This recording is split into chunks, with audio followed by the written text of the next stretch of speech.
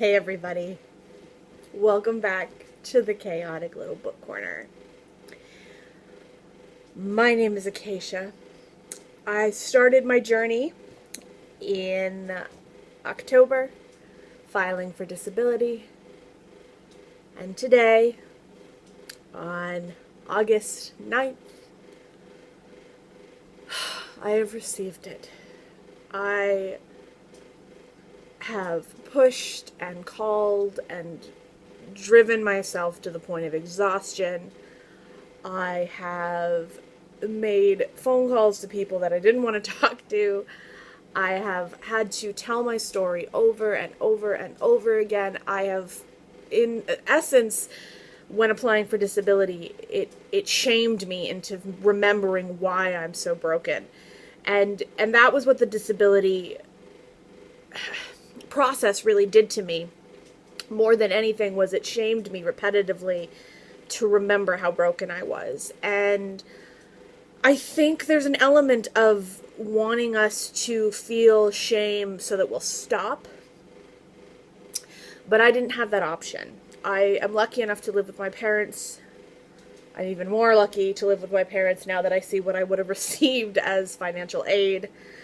But I have now officially gone through this, and I've been approved for disability, and I couldn't be more excited, because what this is going to do for me is it's going to allow me to help the household. It's going to allow me to actually live my life and to begin to function and to begin to try and do things and to be more aware of a lifestyle change that had to occur. I lived a pretty, not lavish, but when I was working at full-time capacity in retail, I definitely spent my paycheck very unwisely, like a lot of us. I had 3 years of my life where I lived with a significant other, and I supported both of us in certain ways. I learned to budget, I learned to do all of that, but I kind of fell by the wayside when I became single. And then I lost my work. I lost my job. I left my job due to a less than supportive environment and a somewhat painful situation. I do not hold any grudge against the company I worked for or my highest boss. She was doing her job.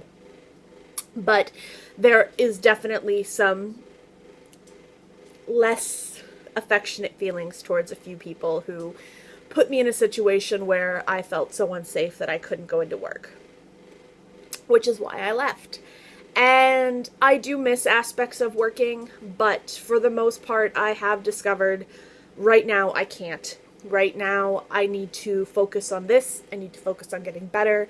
I need to focus on my mental health and my mental illness and me. And that's new to me. And now that I'm here, now that I've been approved, now that I know that I'm valid and my story is valid and my history is not completely a waste of my time, I feel better. So today I'm going to be doing the top 5 books that have kept me inspired and pushing in my life. And this is not the books that I've read in the last 2 or 3 years. These are books that I've either repurchased because I've killed them or they're a very dead copy anyway. Yeah, these are books that I've repurchased a couple times or I've loved to death and they're still dead. And I should probably buy a new copy because one of them smells a little funky. I'm not gonna lie. So let's dive right in and let's start here. This is Sybil. This is not the copy that I originally had. So when I was 10, no 10-year-old should be reading Sybil. Let me make that very clear. No 10-year-old should be reading Sybil. But I found it in a used bookshop in a town very close to my own, and I grabbed it, and I didn't know why. I just felt like when it said the true tale of a woman with 16 separate personalities, I needed it. I didn't know why. And so I grabbed it off the shelf and I began to read it. And it was the 4th of July, and I was going to a firework show with my family, and I sat in this little meadow with my family, and I read all of Sybil while everybody else watched fireworks and listened to an orchestra. And I will honestly always associate this with the Stars and Stripes Forever, because that's what I was listening to at the end of the book. But for some reason it felt like home, and I couldn't put my finger on it. And since then I've read it myself 7 times, and each one of my alters has read it one time at least, some more. I have read this book so many times at this point. The copy that I have has pages falling out of it.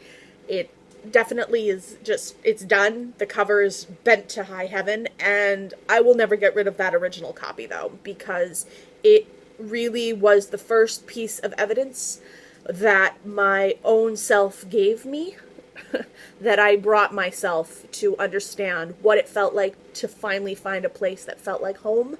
Sybil was the first book I ever read where I understood completely where the story was going and what was happening, and a lot of other people said I couldn't possibly understand, and they were unfortunately very wrong. The next book I found during my 7th grade year. This is Please Stop Laughing at Me, and it's by Jodi Blanco. This is a story about a woman who was severely bullied to the point of violence. This is the one that smells a little funky. This is not a pretty story. If you are interested in reading about bullying or anything of that nature, this may be for you, but if you don't have a strong stomach, it may not be.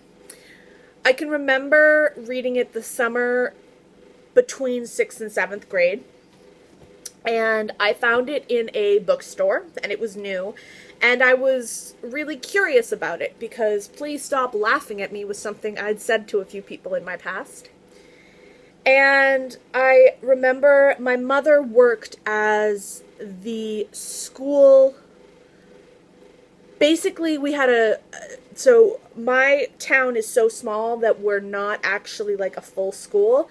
When I was younger, now we are, but when I was younger, we were a tiny little school, and so my mom would work at the computer lab, and it would travel all the schools in the district. And so over the summer, she would be working in the computer lab, getting it set up and everything, and I would just go with her into school, and I'd sit there in this empty school, a place where I felt completely unsafe, but as long as it was empty and it was just me and my mom, I was fine. So I would go into the school, I'd find a corner in the library, and I'd sit there until she was done working. And so I read a lot of books over the summer, but this one I read 4 times that summer alone, because it felt so comforting, and it felt like I had found a person who understood me. And the story itself was graphic and painful and scary, but it was written in such a way that the hatred towards the bullies was never actually verbally expressed in a way that made them seem like they were monsters. It made them seem like they were people making bad choices, and that was a really different feeling for me, to not feel hatred towards my bully, but to feel nothing towards my bully, except growing up younger than this, I used to believe that the bully was someone I should feel sorry for. And that really caused me a lot of struggles in my childhood, where I think one time I offered a bully a hug after he pushed me down a flight of stairs because I felt he must be having a bad day. My logic was flawed, but it was definitely a game changer for me. And this book helped me so much in that time. The summer after, though,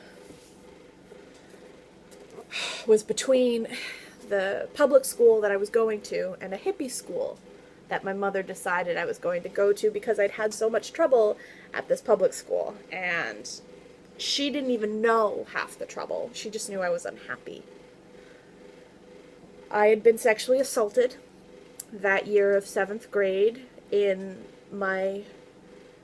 So the way that my school worked, the chorus didn't actually meet in the junior high. We didn't even have a junior high. But the chorus, I had to go to the high school to go to chorus, even though I was only in 7th grade. And so I went to the chorus, and I stayed after to audition for a musical. And unfortunately, I was followed into the girls' locker room, and it happened there. And this book I found between those 2 summers.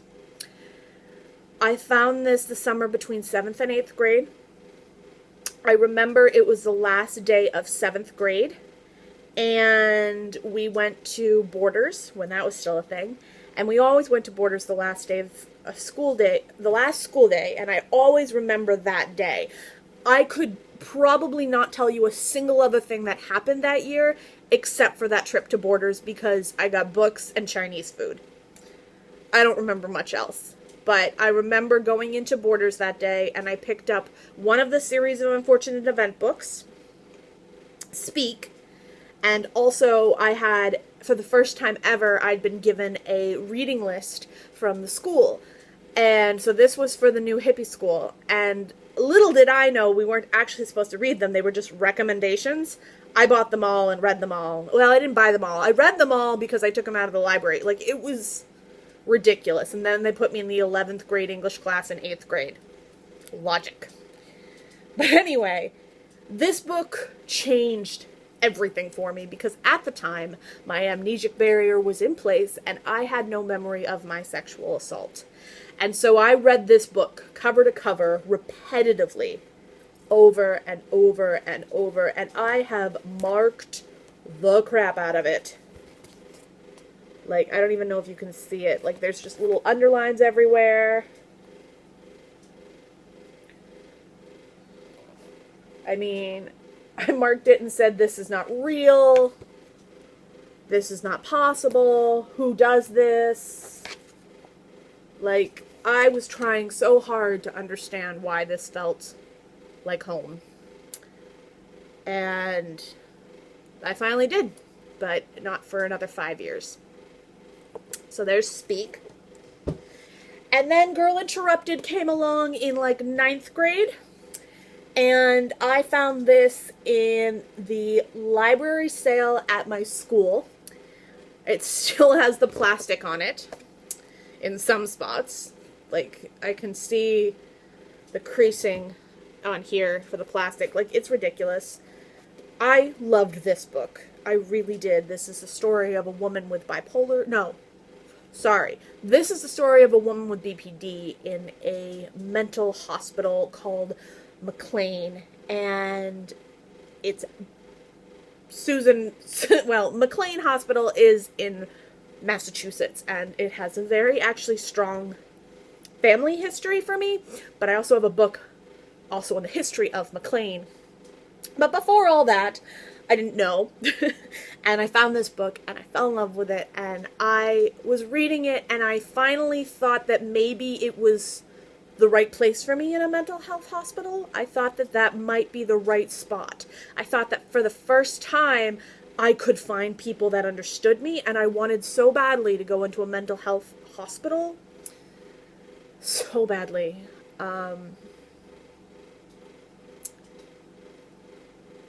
But unfortunately, I'd seen a glimpse of it as well. And the glimpse that I saw was not a pretty one, and it didn't have the characters like in this book that just seemed real and fun and full of life. And it seemed scary and dark and weird. So I put that to rest in my brain, but I continued to read this repetitively, just hoping that I could find some peace in that world. And then finally, this is my edition that I finally bought. I took Jane Eyre out of the library for my junior year, for an English class, and at the time I had mono, and I was missing English class every single day because I had mono, and I would sleep through it. So I wouldn't really sleep through it. I just couldn't face the class before it, which was religion. And I would just space out. So I'd go into the nurse's office during religion class, and I'd take whatever book I was reading at the time. That was also when I read Margaret Atwood's Handmaid's Tale. That was when I read Othello. That was when I read... What else did I read then? Beowulf. I read a lot of more classics and modern classics in that year. But Jane Eyre was assigned, and I would go into the nurse's office, and I'd pull a blanket over my head, and I'd sit in a corner on the floor, and I'd just read until the nurse told me I had to leave, which she usually wouldn't for at least 2 to 3 of my classes. So I would usually sleep through religion, English, and French, which I'm not proud of, but it was, yeah. I don't know. It was a weird time in my life, and Jane became my friend. And Jane was bullied, treated poorly, and when she finally found a home, it was shattered by someone else. But the character that I found myself most drawn to was Bertha. And I have such a pull between Jane and Bertha. I feel very strongly towards each character for very reasons. And I really know I'm both characters in some way or another, but it's hard to explain, and it doesn't sound right. It doesn't sound right. I know you can be both, but I'm not only both. I'm both in a very, very, very intense format. And, yeah.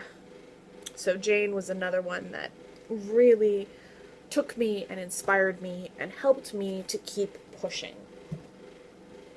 Those are the top 5 books that pushed me through hard times. This day has been really emotional. I'm so glad that you guys could join me for it, and I will see you in my next video. Bye.